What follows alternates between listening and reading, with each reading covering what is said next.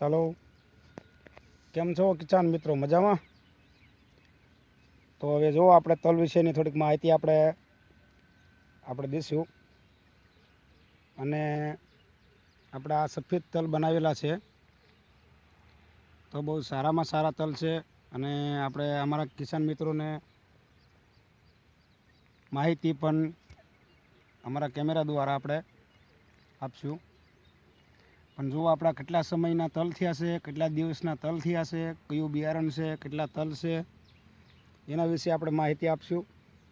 કેટલા દિવસે આપણે આમાં પિયત મૂક્યું છે, કઈ રીતે પિયત મૂક્યું છે, એની વિશે પણ આપણે માહિતી થોડી ઘણી આપશું.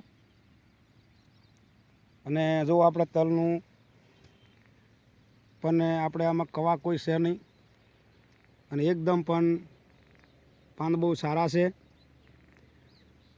તો આપણે આપણી વાડીના તલ છે, અને આપણે આ ગઈ સાલે પણ બનાવેલા હતા.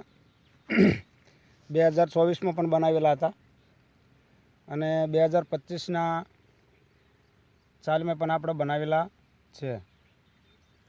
અને બહુ સારામાં સારા તલ છે. અને અમારા કિસાન મિત્રો એ તલ બનાવ્યા હોય તો એને આ વિડીયો જોવા માટે આપણી ખૂબ ખૂબ ધન્યવાદ. તો જો આ રીતના આપણે તલ છે, તો આપણે આ કેટલા દિવસના થયા છે એ તમને કહીશ. આપણે આ 30 દિવસના તલ થઈ ગયા છે હવે. પણ 30 દિવસના તલમાં આપણે કેવું રિઝલ્ટ છે, અને 30 દિવસમાં કવડા થયા છે. જો કાયદેસર તમને પાળિયામાં પણ દેખાય છે. અને હવે આપણે ફાલ શરૂ થવાની તૈયારી છે. હવે આપણે આ ફૂલ બેસવાના પણ તૈયારી છે. તો આપણે આમાં 25 જમણે 20થી 25 જમણને અંતરે 20થી 25 જમણના અંતરે આપણે આમાં પાણી મૂકેલ છે. પણ ધીમી ગતિથી આપણે પાણી મૂકેલ છે.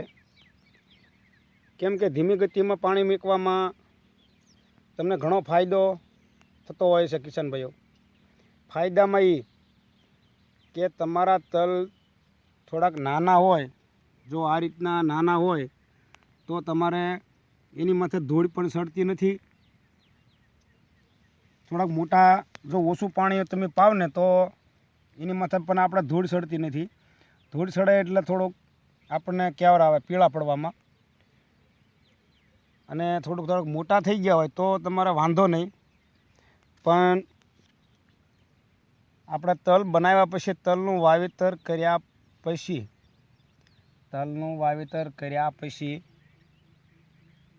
2 પાણ આપણે પાવા પડે, અને 2 પિયત આપણે ધીમી ગતિથી પાઈ દેવા પડે. અને 2 પિયત તમે પાઓ અને 2 પિયત તમે મૂકો એટલે કાયદેસર બધા જે ઉગવાના હોય 100% ઉગી જાય છે.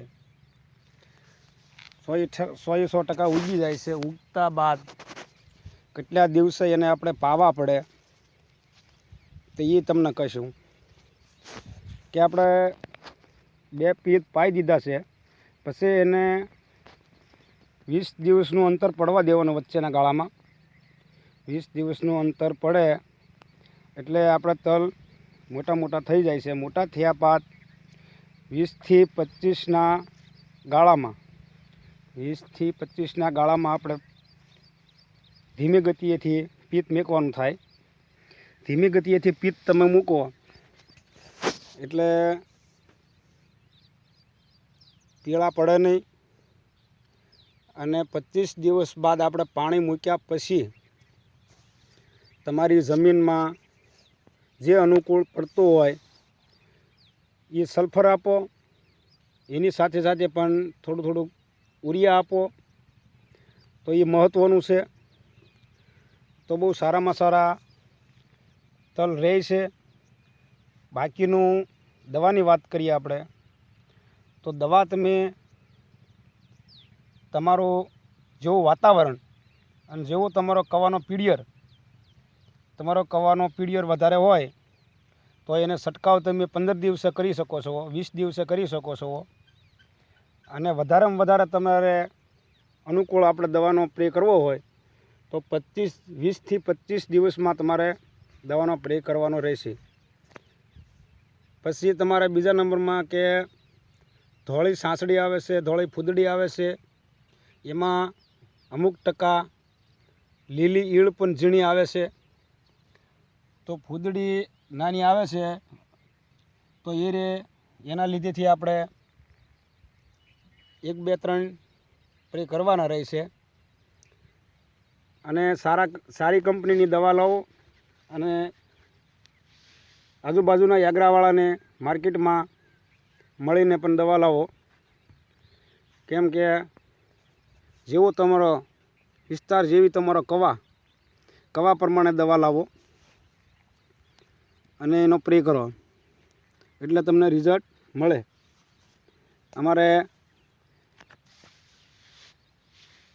અમારા કિસાન મિત્રો ઘણા બધા કોમેન્ટ કરતા હોય, ઘણા બધા ફોન પણ કરતા હોય છે કે અમારે પીળા પડે છે, અમારે કેજી પાણી મૂકવું, ક્યારે પાણી મૂકવું અને ક્યારે ખાતર નાખવું, કેટલું ખાતર નાખવું, કેટલી એની મલપા માવજત કરવી, આ બધી પણ આપને અમારા ફોન દ્વારા સંપર્ક કરતા હોય છે અમારા કિસાન ભાઈઓ.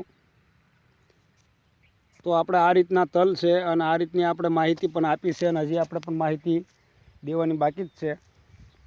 અને અમારા નવા વિડીયા પણ આવતા રહેશે.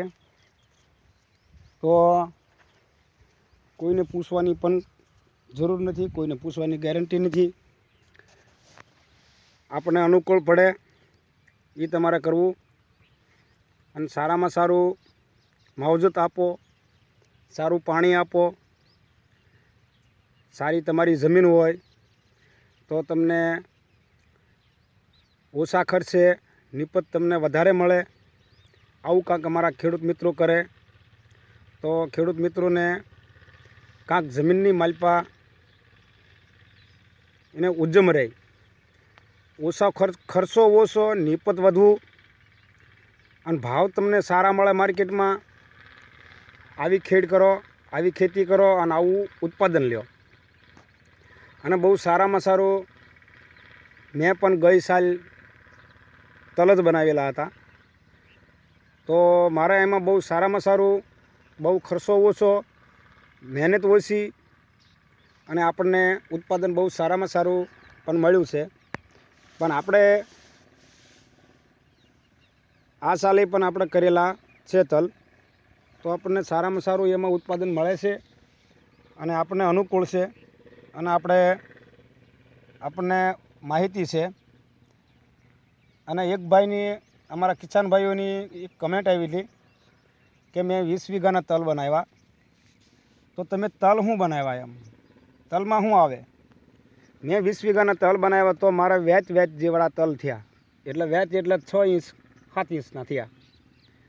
તો 20 વીઘાના તલ મેં બનાવ્યા તો મારે તલ થયા નહીં એમ. તો મેં કહ્યું કે ભાઈ આ તો બધાનો જે જેનો અનુભવ, જે જેનો ધંધો, તો એ વિશે તમે મને પૂછો છો તો એ વાત કેમ બને?